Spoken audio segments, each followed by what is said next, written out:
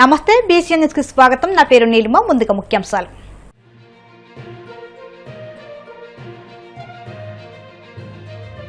AP తీర ప్రాంత అభివృద్ధికి విజన్ ప్లాన్ సిద్ధం చేయాలని సీఎం చంద్రబాబు ఆదేశం. కోస్తా తీరాన్ని ఆర్థిక కార్యకలాపాల కేంద్రంగా మార్చాలని సూచన.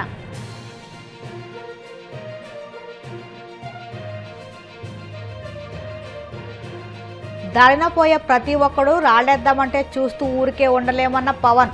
అడ్డగోలుగా మాట్లాడితే పర్యవసనాలు తప్పవని హెచ్చరిక.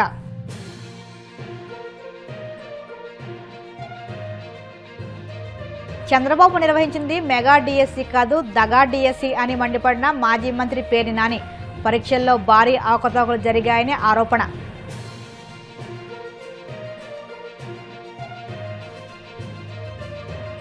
కూకట్పల్లి బీఆర్ఎస్ జనరల్ బాడీ సమావేశంలో పాల్గొన్న కేటీఆర్. బీఆర్ఎస్ అధికారంలోకి రాగానే నగరంలో 24 గంటల పాటు తాగునీరు ఇస్తామని హామీ. ఆంధ్రప్రదేశ్కు ఉన్న 1000 కిలోమీటర్ల సుదీర్ఘ సముద్ర తీర ప్రాంతాన్ని సమగ్రంగా అభివృద్ధి చేసి ఆర్థిక కార్యకలాపాలకు కీలక కేంద్రంగా మార్చేందుకు ఒక విజన్ ప్లాన్ సిద్ధం చేయాలని ముఖ్యమంత్రి చంద్రబాబు అధికారులను ఆదేశించారు. రాష్ట్రంలోని సముద్ర సంపదను అందిపుచ్చుకుంటూనే తీర ప్రాంతాన్ని పర్యావరణ హితంగా తీర్చిదిద్దాలని ఆయన స్పష్టం చేశారు. అమరావతిలోని తన క్యాంపు కార్యాలయంలో సముద్ర తీర అభివృద్ధిపై నిపుణులు ఉన్నతాధికారులతో ఆయన ఉన్నత స్థాయి సమీక్ష నిర్వహించారు. ఈ సందర్భంగా సీఎం మాట్లాడుతూ ప్రపంచవ్యాప్తంగా బ్లూ ఎకానమీ లేదా సముద్ర ఆధారిత ఆర్థిక వ్యవస్థపై చర్చ జరుగుతుందని, సముద్ర గర్భంలోనే అపారమైన వనరులను వెలికితీయడం ద్వారా విస్తృత ప్రయోజనాలు పొందవచ్చని అన్నారు. చర్యకు ప్రతిచర్య ఉంటుంది. కర్మ ఎవరిని వదలదు. ఎవరు చేసిన పనులు వాళ్లకు తగలక తప్పదు. అది మంచైనా చెడైనా అని జనసేన పార్టీ అధినేత డిప్యూటీ సీఎం పవన్ కళ్యాణ్ అన్నారు. రాజమండ్రి పార్లమెంట్ నియోజకవర్గ పార్టీ సమావేశంలో ఆయన మాట్లాడారు. ఇటీవల కొద్ది కాలంగా తనపైన జనసేనపైన జరుగుతున్న చర్చలకు ఆయన గట్టిగా సమాధానమిచ్చారు. ప్రధానంగా సామాజిక రాజకీయ విశ్లేషకుడు నాగేశ్వరరావు చేసిన వివాదాస్పద వ్యాఖ్యలను ఆయన ప్రస్తావించారు. కుదించుకోవాల్సి వచ్చింది, పరిమితం చేసుకోవాల్సి వచ్చింది అంటే 2019లో 2014 నాకు అనుభవం లేదు. అంతకుముందే 2009లో ఒక బెటర్ ఎక్స్పీరియన్స్ ఉంది. This time I want to learn how to handle a party. I want to learn how to run a party. ఒక డాక్టర్ చదివి MD చదివి ఒక స్పెషలిస్ట్ అవ్వాలంటే 7 సంవత్సరాలు 8 సంవత్సరాలు చదవాలి. అలాంటిది ఒక పాలిటీషియన్ ఏం అవ్వకుండా కూర్చోబెట్టి పార్టీ పెట్టి అయిపోద్ది ఎలా అని నాకు నేను నేర్చుకున్నాను. పాలిటిక్స్ నడపటం, వ్యవస్థ నడపటం, మనుషులు మాట్లాడటం, తిట్టించుకోవటం, ఎదురుదాడి ఎదురుకు కౌంటర్స్ ఇవ్వటం. నువ్వు వస్తే ఎంత చండాలంగా ఉంటుందంటే నీ ఇంట్లో ఆడబిడ్డలను కూడా మేము ఇంత నీచంగా మాట్లాడతాం. మన సంస్కారం వాళ్ళ మనుషులు ఎవరిని అనడానికి ఒప్పుకోదు. ఇవన్నీ తట్టుకొని ఇప్పుడు నన్ను తిడుతుంటే నా మైండ్ ఎట్లా అయిపోయిందంటే రాటు తెలిపోయింది. నాకు లోపల స్పందన పోయింది నాకు. అంటే ఎంత కన్వీనియంట్గా ఉంటాయి పాలిటిక్స్ అంటే. మన ఈ మధ్యన ఒక విశ్లేషకులు ఒక ఆయన, నేను అమిత్ షా గారు మాట్లాడుకుంటామంటే ఆయన పక్కనే ఉండి విన్నట్టుగా మాట్లాడారు. అంటే నాకు ఆయన అంటే చాలా గౌరవం, చాలా గౌరవం. ఎందుకంటే ఆయన ఇంట్లో పెళ్ళికి కూడా వెళ్ళాను నేను. ఓకే, ఎవరి అభిప్రాయాలు ఉండొచ్చు. నిజంగానే పాలసీ పరంగా మాట్లాడటం విశ్లేషణ వేరు, హియర్సే అనేది విశ్లేషకులు మాట్లాడకూడదు. ఇప్పుడు పలానోళ్ళు చెప్పారు నాకు అథారిటీ, వాళ్ళు ఎవరు చెప్పలేరు. ఈ సభాముఖంగా నేను మీకు ఒకటి చెప్పదలుచుకున్నా, మనకి ఎక్కడ ఉంది పార్టీ నడపడానికి శక్తి? టీవీ ఛానల్స్ ఉన్నాయా మనకి? కనీసం మనకున్న సోషల్ మీడియా హ్యాండిల్స్ అన్నీ నాకు ఏదైనా కష్టం వస్తే అందరూ ఏకాభిప్రాయం మీద ఉంటారా? తమిళనాడులో ఒక హీరో సినిమా చూడాలి అంటే అతని అభిమానులందరూ ఏకతాటిపోయినంటే అతను సీఎం అయిపోయాడు. ఇక్కడ మన అభిమానులందరూ సినిమా పరంగా ఇష్టపడతారేమో కానీ పాలిటిక్స్ రాగానే కులం వచ్చేసింది. బయట కులానికి విడిపోయారు, కొంతమంది పార్టీలుగా విడిపోయారు. ఎక్కడ ఏకాభిప్రాయం ఉంది ఇక్కడ? మరి ఇలాంటి వైరుధ్యమైన వాతావరణంలో ఎదిగి ఇక్కడ దాకా రావటమే ఒక కొండరాయిని బద్దలు కొట్టుకొని ఒక మొక్క పెరిగితే ఎలా పెరుగుతుంది అంత కష్టం వచ్చింది. అంటే మనకి గుదిబండ్లు పెట్టేశారు, గుదిబండ్లు పెట్టుకుని ఇంత వచ్చింది మొక్క. అంత కష్టం ఆంధ్రప్రదేశ్ పాలిటిక్స్. నువ్వు ఎలా గెలుస్తావో చూస్తాను అనేవాళ్ళు ఎక్కువ. నువ్వు గెలవకుండా చూసుకునే బాధ్యత మాది. నేను ఎవరికేం ద్రోహం చేయలే, వాళ్ళ గురించి ఎప్పుడు నెగిటివ్గా మాట్లాడాల. అండ్ నాకు ఆశ్చర్యంగా ఉంటుంది. నేను వాళ్ళకి ఏదైనా ద్రోహం చేసి ఒక మాట అని ఉంటే అనుకోవచ్చు. ఉత్తి పుణ్యానికి నా మీద మనిషి నాకు ఏదో కులంలో పుట్టి తీరాలి కదా, చాయిస్ ఎక్కడ ఉంటుంది? అలాంటిది కూర్చోబెట్టి మొన్న ఈ మధ్యన కూడా ఏదో చూస్తున్నాం. పవన్ కళ్యాణ్ ఎక్కువ ఈ మధ్యన ఎప్పుడు కులాల గురించి మాట్లాడతాడు అంటే కులాల గురించి మాట్లాడి మీరేం మాట్లాడుతున్నారా? కులం అనేది ఒక సామాజిక సత్యం, ఇట్స్ డామ్ సోషల్ ఫ్యాక్ట్, అది సత్యం. అందుకే దాన్ని ఏం చేయలేదు. దానికి మీరు ఓట్లు వేసేటప్పుడు ఈ వార్డులో ఏ కులం ఉంటుందని మీరు అడగరా? నేను అది అందరిలా కాకుండా నేను ఓపెన్గా చెప్తాను అంతే. ఒక సోషల్ డాక్టరింగ్ చేసేవాడు ఎలా మాట్లాడతాడు, ఒక జబ్బు గురించి చెప్పేవాడు ఎలా మాట్లాడతాడు, ఈ క్యాన్సర్ ఉందా, లేదంటే ఇది ఉంది, ఈ జబ్బు ఉంది, లేదంటే నీ వైటల్స్ ఇలా ఉన్నాయని చెప్తాను. అలాగే నేను మాట్లాడేటప్పుడు కాస్ట్ గురించి చాలా సింపుల్గా చెప్తాను, ఇబ్బంది లేకుండా చెప్తాను. ఎందుకంటే నా లోపల నా కులం అనే భావన లేదు, మన మనుషులు అనే భావన ఉంది నాకు. మొన్నదాకా మాట్లాడిన వాళ్ళందరూ ఇప్పుడు నువ్వేం చేసావు నీ కులానికి మాట్లాడుతూ ఉంటారు. సంతోషం, బతకనే ఉండి మన పేరు చెప్పుకొని 10 సబ్స్క్రైబర్స్ పెరిగితే మన పేరు చెప్పుకొని 10 రూపాయలు యూట్యూబ్ డబ్బులు, సంతోషం ఏముంది? మన తిట్టి కూడా డబ్బులు వస్తాయి, మన తిట్టినా కానీ సబ్స్క్రైబర్స్ పెరుగుతారు, పెరగనివ్వండి. అంటే ఇవన్నీ ఎందుకు చెప్తున్నానంటే it is not that easy to run a political party. అలసిపోతాను కదా సార్, కానీ వదలను, అది కూడా ఉంది నాకు. అలా వదలను కాబట్టి ప్రధానమంత్రి గారు నన్ను చూసి ఇష్టపడుతున్నాను. కూటమి ప్రభుత్వం మెగా డిఎస్సీ పేరుతో మెగా స్కామ్ సృష్టించిందని వైసీపీ కృష్ణా జిల్లా అధ్యక్షుడు మాజీ మంత్రి పేర్ని నాని మండిపడ్డారు. కూటమి ప్రభుత్వ 2 ఏళ్ల పాలనలో ప్రభుత్వ తీవ్ర ఇబ్బందులు ఎదుర్కొంటున్నారని అన్నారు. ప్రజలు వైద్యం కోసం ఎమ్మెల్యేల చుట్టూ తిరుగుతున్నారని, 2 ఏళ్ల పాలనపై పండగ చేసుకునే పరిస్థితి కూడా ప్రభుత్వానికి లేదనే విషయం చంద్రబాబు అంతరాత్మకే తెలుసని వ్యాఖ్యానించారు.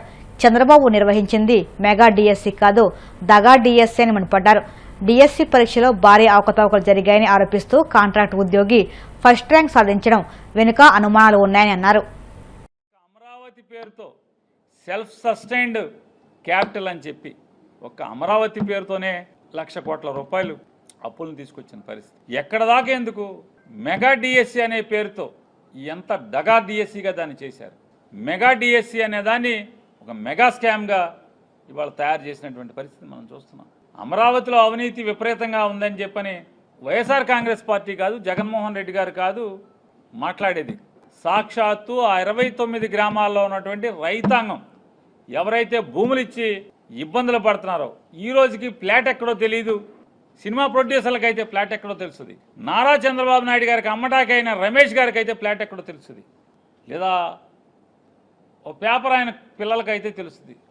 కానీ ఈ రోజు దాకా కూడా ఆ 29 గ్రామాల్లో తాతలు తండ్రులు ఇచ్చినటువంటి ఆస్తిని చంద్రబాబు నాయుడు గారి మాటని నమ్మి మోసపోయినటువంటి రైతాంగానికి మాత్రం ఈ రోజు దాకా ఫ్లాట్ ఎక్కడో తెలియదు. వాళ్ళ కొడుకులకి లేదా మనవాళ్ళకి మన పొలం వదులుకున్నాం, ఈ ఫ్లాట్ మందని చూపించుకోలేనటువంటి స్థితిలో మానసికంగా రోధిస్తున్నటువంటి పరిస్థితి. మరి డిఎస్సి అక్కడితో బయలుదేరి కాంట్రాక్టుల్లో దగ, కాంట్రాక్టుల్లో అవినీతి, లేదా పరిశ్రమలకు భూములు ఇచ్చే పేరుతో అవినీతి. ఫ్యాక్టరీ కట్టుకుంటారు వాళ్ళు, రూపాయి అంటాడు, ఫ్యాక్టరీ ఉండదు, ఏముండదు, రూపాయికి అంటాడు. బరి తెగించినటువంటి ఏదో సామెతగా ఉంది, చిన్నమరిగిన కోడి ఇల్లెక్కి కూసిందంట. అంటే నన్నే బాగా తినటం మరిగిపోయి నన్ను ఎవడేం చేయలేడు, నా పేక్ కొయ్యలేడు, నన్ను మాంసం వండుకోలేడు అని చెప్పని ఆదివారం పూట కూడా ఇల్లెక్కి కూసిందన్న సామెత ఉంది.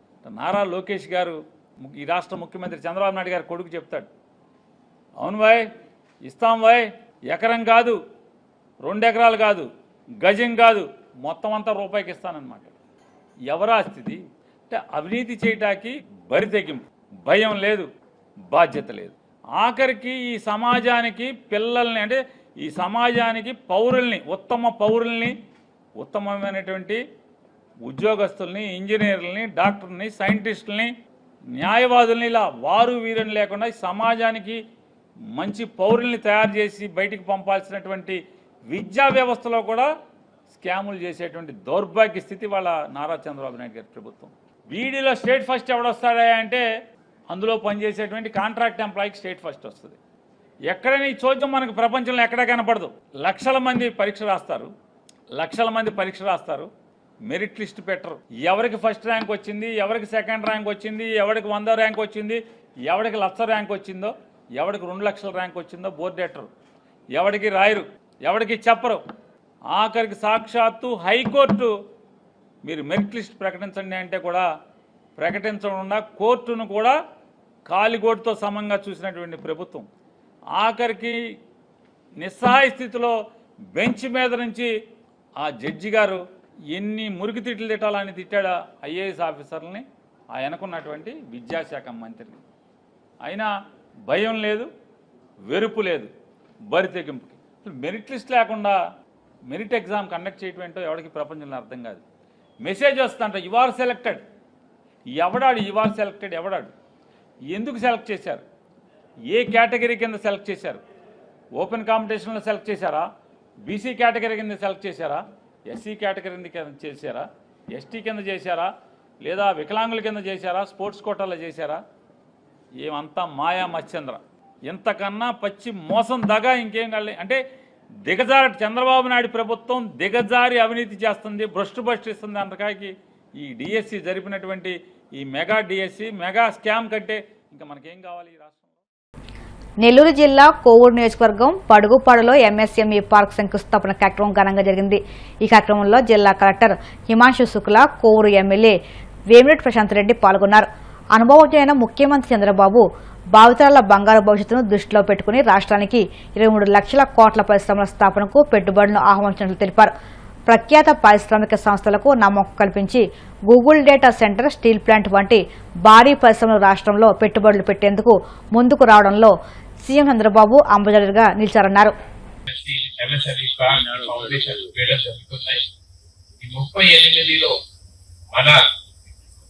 నెల్లూరు జిల్లాలో 3 చోట్ల ఈ ప్రోగ్రామ్ స్టార్ట్ అవుతున్నాయి. గుడూరులో అడిషనల్ గా గతంలో ఇచ్చిన ల్యాండ్ ఫారెస్ట్ డిపార్ట్మెంట్ కోసం పెడితే మనం వేరే చోట ఐడెంటిఫై చేసుకుని వాళ్ళకి ఇవ్వడం జరుగుతుంది.